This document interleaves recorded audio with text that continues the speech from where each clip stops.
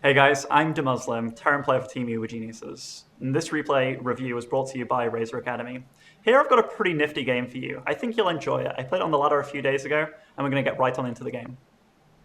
Hello, so here we have myself, EG.DeMusliM, spawning the top left of Akalon Flats against Root Succeed, a Protoss player from Team Root.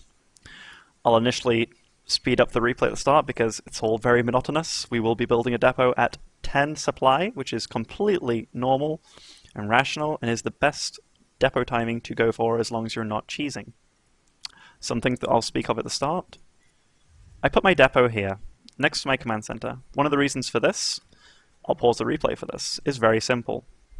If I go for a depot over here, that's all well and good.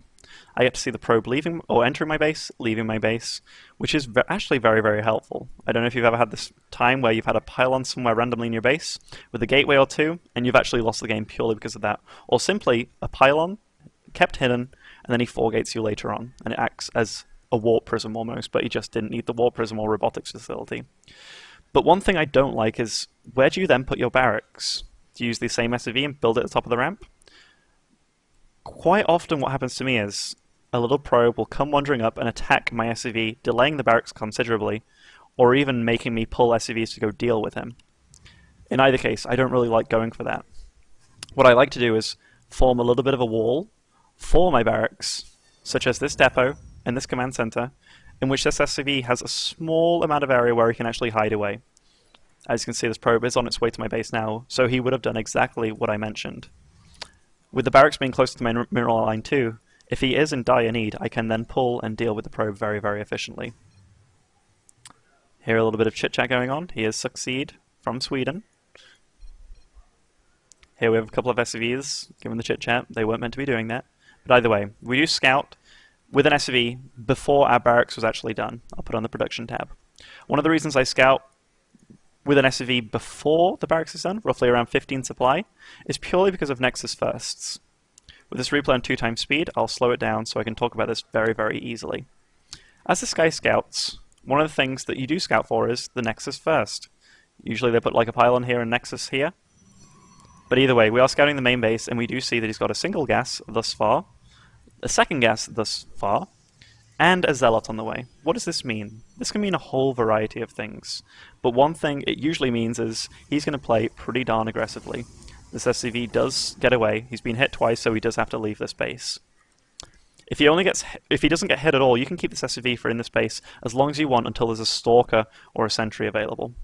One thing that happens as soon as you get hit once by a zealot, he can keep his zealot at this ramp, and then when you're trying to get out, if he micros it correctly, he can hit you twice, even if you mineral walk through him, and you'll have a dead SCV. It's not worth the 50 minerals for the extra little bit of information, given that we already pretty much know what he's going for, which, at this point, we're going to assume it's aggression.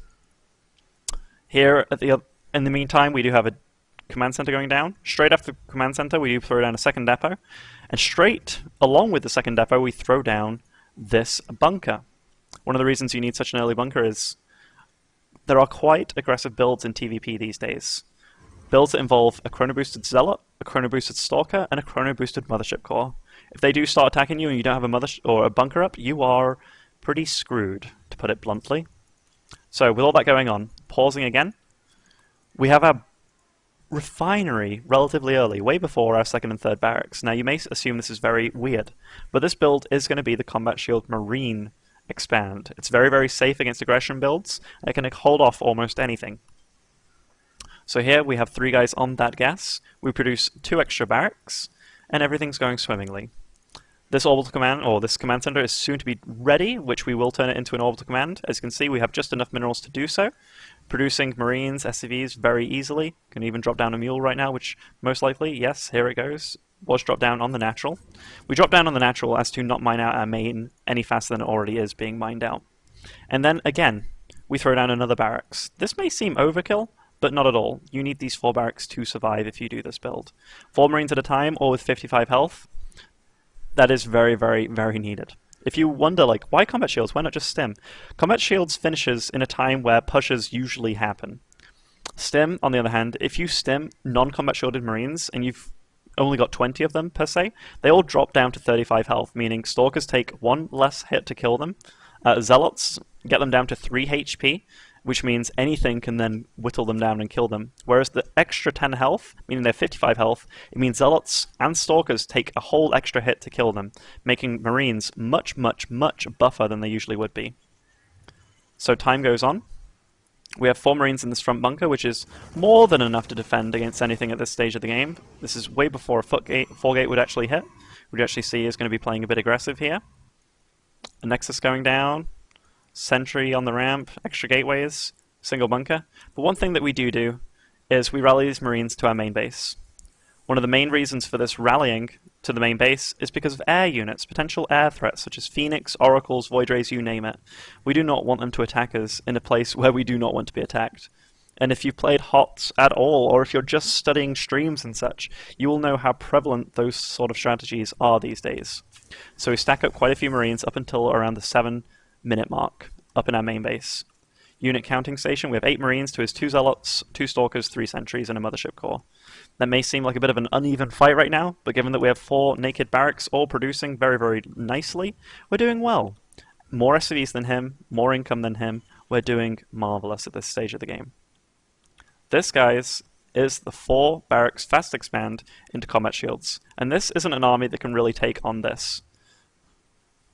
Especially with combat shields coming up, with repair being available, this is a lovely build to be in.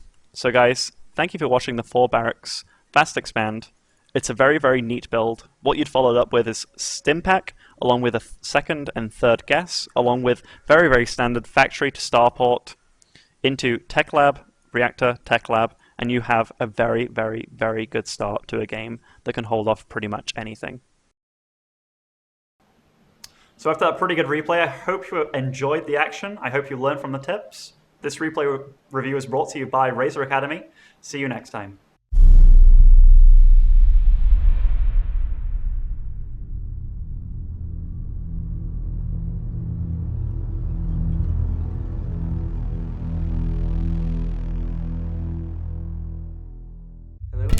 EG, and this is the Razer Academy replay analysis. Today I'll be looking at a Roach Drop All-In versus a Greedy Mech Terran.